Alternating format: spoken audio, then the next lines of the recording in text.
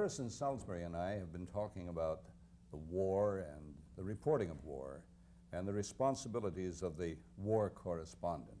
Some of the top correspondents of the world join me to explore that question. I invite you to be with us.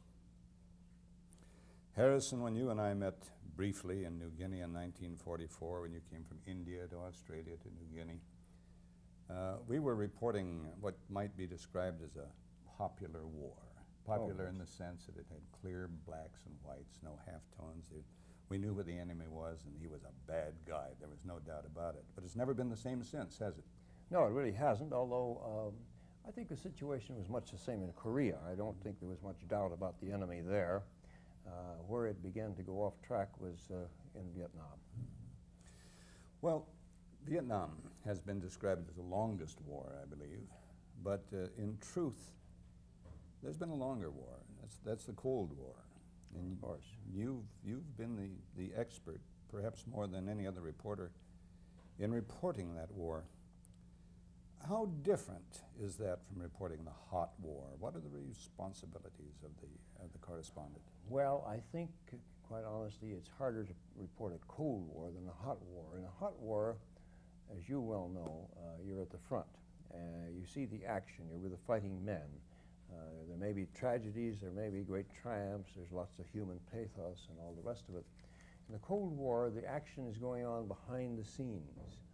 You often don't know what the moves are. You have to deduce them. You have to try and ferret out the secrets on either side. Sudden crises arise and you don't have the materials really to interpret it. It's a damn difficult war to report.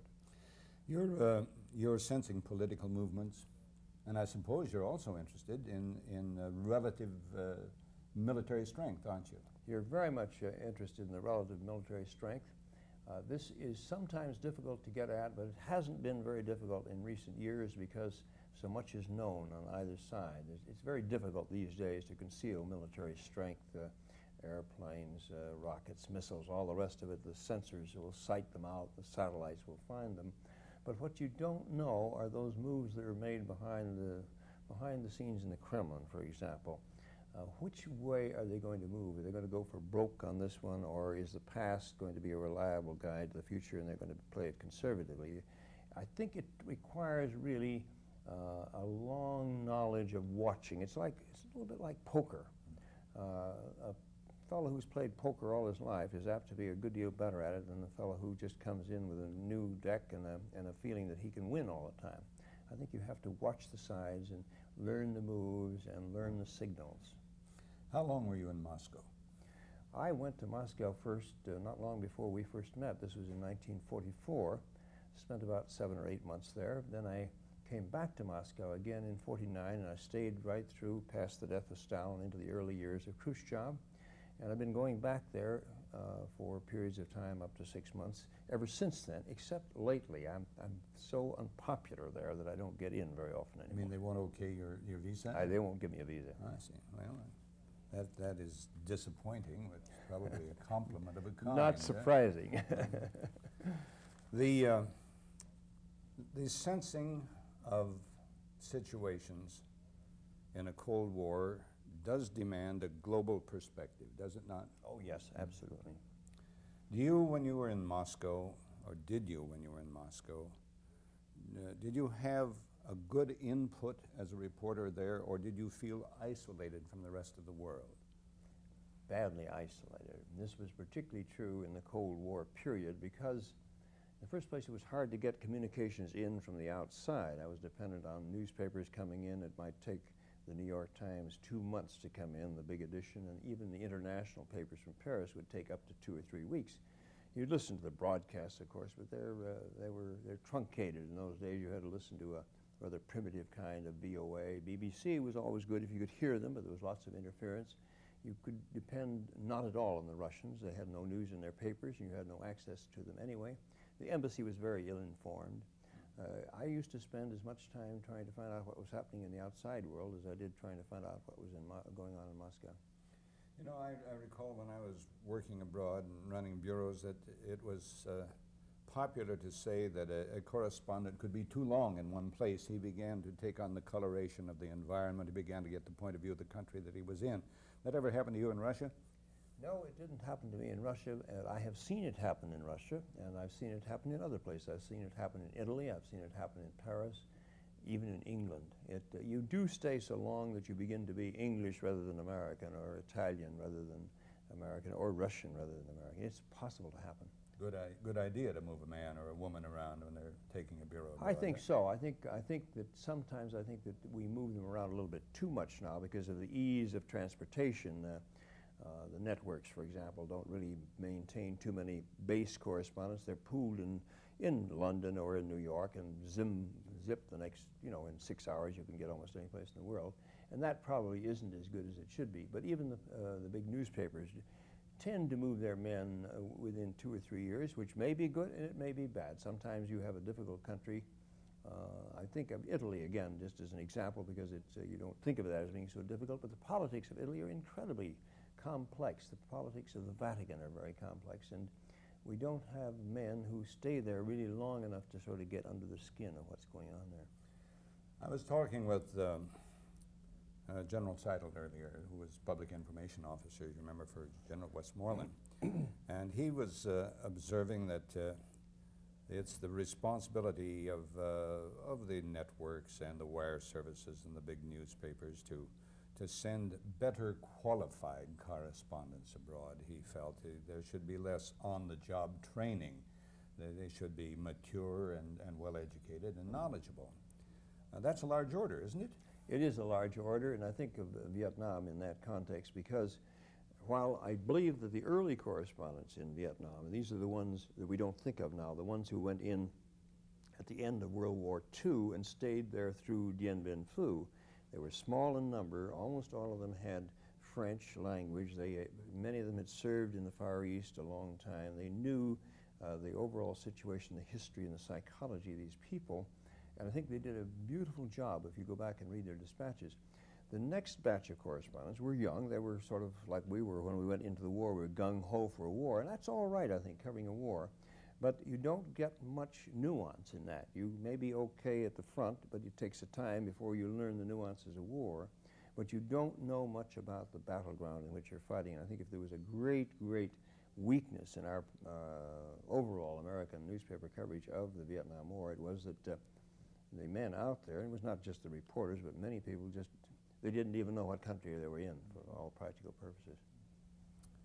Now, you were the only American correspondent to get into North Vietnam. That's right. How did that come about? That was the result of about 2 years of constant effort on my part. The paper assigned me to try and get in there if I could.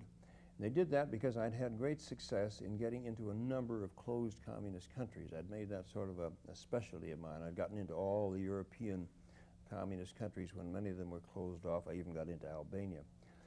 So they put this problem to me, and I waged a campaign which was similar to the ones I waged in the other places of telegraphing and writing. And I even made one long trip with my wife, actually, in '66, all the way around the perimeter of China. And the purpose of that was twofold. One was to report China from the outside, since we couldn't get into China at that time. And the second thing was to knock on the door all the way around and try to get into China, try to get into North Vietnam, try to get into North Korea. North Korea had a very low priority, actually, but really tried hard on North Vietnam. And that probably was the most significant thing that happened, because I did get into contact with direct contact with the North Vietnamese in Cambodia. They had an embassy or something there, and I met with them in June of '66. And they were quite optimistic. Said, well, sure, why not? Just wait around a little bit, and in a week or 10 days, and probably we can get permission. So I did that. I went up and had a look at Angkor Wat, which I'm delighted I did, because you can't get looks at Angkor Wat anymore. But when I came back to the Vietnamese, they said, well, we're terribly sorry, but it isn't going to come off. So I thought, well, it's off. I've lost the gamble.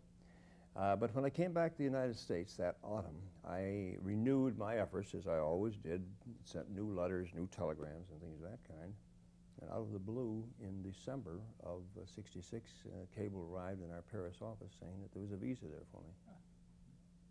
How long did it take you to get into action. Oh, well, it took me, I think, 3 days to get ready to go to Paris, and I went straight from Paris out to Phnom Penh and on up into Hanoi. How were you received? Well, I tell you how I was received. I got into Hanoi about 10 o'clock in the evening, flying in a total blackout. The plane totally blacked out because it was the International Control Commission plane that flew from Saigon to Hanoi, and they'd lost one plane not long before, shot down by the North Vietnamese anti-aircraft. They'd shoot at anything they saw. Hanoi totally blacked out. We land on a totally blacked out field with no lights in the plane and sit there in total darkness and be wondering what was going to happen next. The next thing that happened, they opened the door and a squad of North Vietnamese soldiers in uniform with bayoneted rifles clomp, clomp, clomp up to me, flashlight in my face. I thought, Jesus, what in God's name am I doing in this country? That was my introduction. It was a very scary thing. What did they do, take you then to officials? They then took me down. They took me down to the airport through the blackout and into a very barren little room there, and there were a couple of officials there who put me in a car and took me into town. Well, that was an envious position for a correspondent. You had a story, an angle on the story all to yourself as a Western correspondent. That's right. There was, as I recall, some puzzlement and probably some criticism. There was some criticism, yeah. What happened to you? What repercussions were there, if any? Well, of course, I was isolated from that, really, because I was out there in Hanoi, and you didn't get very much report in from the United States. But I heard on the VOA, I had a little radio with me, of course, and I heard that there were all kinds of response and reaction in Washington. I realized that things were in considerable disarray. But it wasn't until I got back to the United States about nearly a month later that I realized that there had been a sort of a firestorm in the Pentagon, and a real campaign had been launched against me. Did you have any trouble in your own mind? Were there any moral considerations insofar as you were concerned? Not at all. I went in there with a visa in my passport, clearance in my passport from the State Department, and as you know, it wasn't a declared war. It was perfectly okay. It was a weird situation. I don't think we should fight a war to those terms, frankly, but that's the way it was. Harrison, the State Department knew you were going in. Did the military know you were going in? Well, I suppose so. I think that they're in speaking terms of the State Department, although that's not always certain, but I suspect it was. Okay, it's rolling. Stand by for speed. In 5, 4, 3, 2. Harrison, we've already mentioned and agreed that the Cold War is the longest war. It's been going on for 35 years, more or less. What do you see as the responsibility of the reporter, the correspondent, call him what you will, in reporting what really amounts to an implicit war? I'm thinking of the threat of nuclear war. How do you view that? I think this is probably the highest responsibility that the reporter has. I think this is the area in which he must be most careful, most cautious. He must work hardest to be sure that when he's reporting something, he's actually reporting facts. If he's reporting an opinion of an official or a Pravda editorial or something that comes out of one of the agencies in Washington, that at the same time that he makes that report, if he has any information that bears on that, that he incorporates that in his article as well, saying that the statement says that the Russians have only 1,100 SS-20s in Europe, but the information that we have from the Pentagon shows that they have X number, so that the reader can make his own evaluation of the report. It seems to me the most valuable function which the reporter can render is to present the facts to the readers in general, and also not only the readers in general, but to the officials and the government and people around the world. Because while one can say very easily, well, the White House has available to it all the best intelligence in the world, as you know very well, sometimes you can have too much intelligence. It can just stack up like that. And from years and years of experience in reporting in Washington, I know that the way you get the attention of the White House very often when they're so busy and distracted is to have a story on page 1 of the Times or page 1 of the Washington Post or the LA Times or a broadcast on the evening news. It gets instant attention. and otherwise it works its way up to the bureaucratic channels that may never get there. So this is a very important function that the reporter, in the best sense of the word, is rendering not only to the readers, the ordinary readers, but to the specialized readers. And sometimes reporters don't think of that. They don't realize that this is one of the most important things, that it's the direct route to the top. That's quite a lot of power. It for is. one man to have. You bet it is. You bet it is. It has to be exercised with the greatest care. Well, speaking of care and responsibility, the paper you work for, the New York Times, is certainly a reputation for being responsible and not lacking in courage, which brings us to a decision to print in the public interest. And I presume that was the decision in your editorial offices when you went with the Pentagon papers, right? That's absolutely true, and it was a decision that was not reached lightly in any sense of the word. It was a decision that really was formed over a period of time. First, a reporter came in and said he thought he could get access to these documents. He wasn't even absolutely sure what they were. Well, the editor said, fine, we have to see what they are before we can make any decisions of it. Then the reporter brings back some sample documents. The reporter in question being Neil Sheehan, the man who really evoked this story. The editors looked at these things and said, well, this is extremely interesting. You've got some material here which has a very direct bearing on public policy, but we have 5 of the documents, and you say there are thousands of them. Maybe some kids have made these things up in some basement up in Cambridge, who knows? So they went through the whole process, and it was not until Sheehan was able to bring into the office, literally and physically, the whole of the Pentagon papers, which I think required, as I recall, 2 paper cartons to filled with the Xerox materials. And they were all analyzed not just by a few top editors who said, oh yeah, that's great stuff, we'll publish it, but by a whole series of editors who analyzed how much of this was new and whether there was anything that affected direct national security and things of that kind, that it was finally decided by the editors that this was something the Times ought to do. And in this period, weeks had gone by. But this was still not a decision to publish. The decision to publish could only be made in a matter of this kind by the publisher himself, Arthur Ox Salisbury, or Punch Salisbury as he's called. Naturally, they went to him, not with all these boxes of materials, but they told him what, in essence, this was, and he said, well, I'm not deciding. Wait until you can present me something in the way of stories and materials and so forth and so on, and then we'll sit down and discuss it.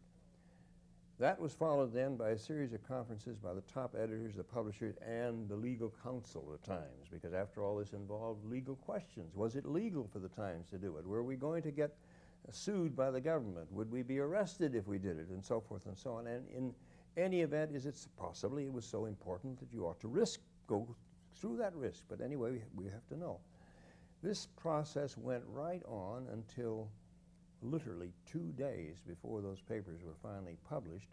They already had been set in type, they'd been edited, but the final word on this had not come through. Now, I think that is what I recall a responsible way a newspaper handles something of enormous delicacy. And there were consultations, too, outside the paper with specified individuals. They didn't run down to the White House and say, what about this material? It hadn't been produced by Mr. Nixon. In all probability, he had no knowledge that it even existed, and no reason why he should. It was all done in the last days of the Johnson administration and put away in some safe and forgotten about. I think that this is the kind of a process which must be insisted on if you're going to go through this kind of a momentous decision, because this is a momentous decision. Then the material was published. As you know, it was published over a period, I think, of 3 days before the government stepped in, and there was a lot of argument inside the government as what they ought to do. In fact, Mr. Nixon's original inclination was not to sue at all. It just, his first response was, so what? It doesn't touch us. This all happened in the other administration. But then there were second thoughts and one thing and another, and they finally decided to go into action. So I think on both sides you had lots of cogitation, and then finally a confrontation which went inevitably up the Supreme Court. You know, I think some of us have forgotten what the Pentagon papers really were. How would you describe them today? Well, Robert McNamara, who was Secretary of Defense, having arrived at a point where he was somewhat concerned about the course of the war and had begun to have doubts, instructed his staff to prepare a history of our total involvement in the war, the basic steps, anything which they could spot as being a mistake or a possible conflict that ought to be examined. The idea that when this history was completed, it would be made public so that we would be able to avoid the errors of the past in the future. Harrison, do you believe that our free press in our democracy will make it impossible for such a war as Vietnam to again be sold to the American public? Impossible is a very big word. I can conceive of circumstances and situations, particularly further down in the future as memories inevitably erode, where the same thing could happen again. I think at the present time, there's a very definite, we've been inoculated against it. You can see people get very nervous if they think that something like that might happen again. I see nothing in the process.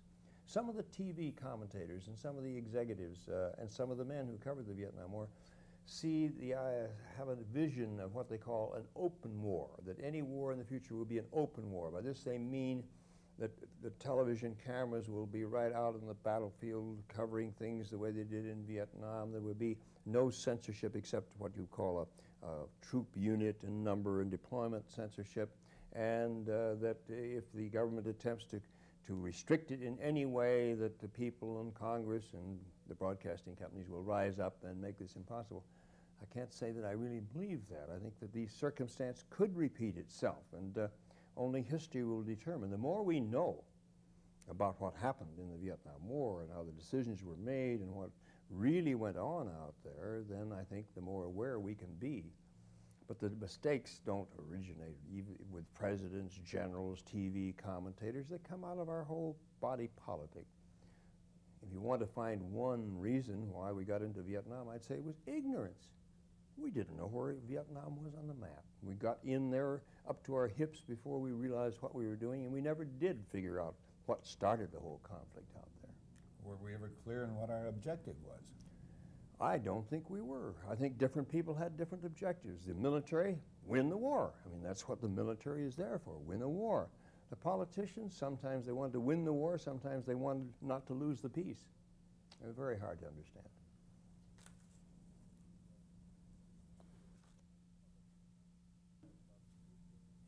One wonders about the future.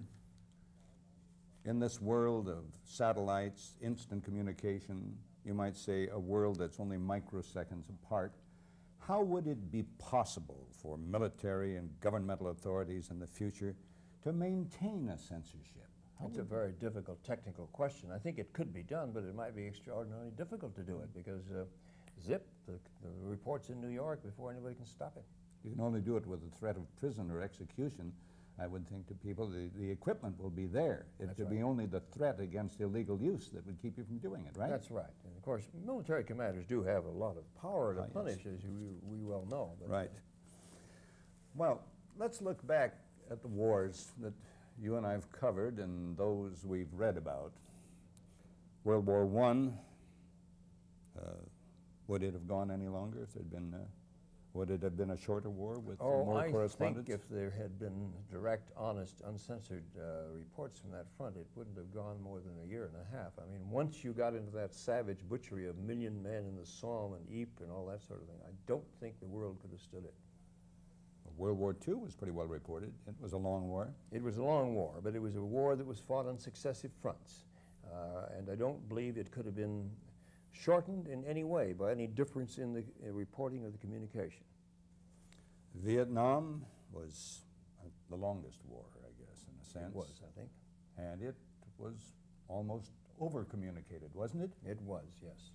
And it didn't seem to, well, it stopped it eventually, I guess, or contributed to it. I suppose it did, but when we were apt to lose sight of the fact that, that if it contributed, say, to the signing of the truce in Paris, eventually in January of '73, the war went on for another 2 years in one form or another before it all fell in. Many people think that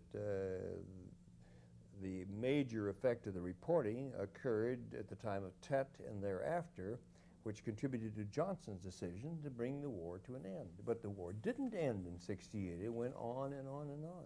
It's a very open factor, I think. But we have, the public has had more and more information over the years about the wars in which we've been involved. Yes. What's your conclusion, Harrison? You think the public is wiser, smarter? I think probably it is. I believe that information, and particularly accurate information, must be at the basis of public decisions.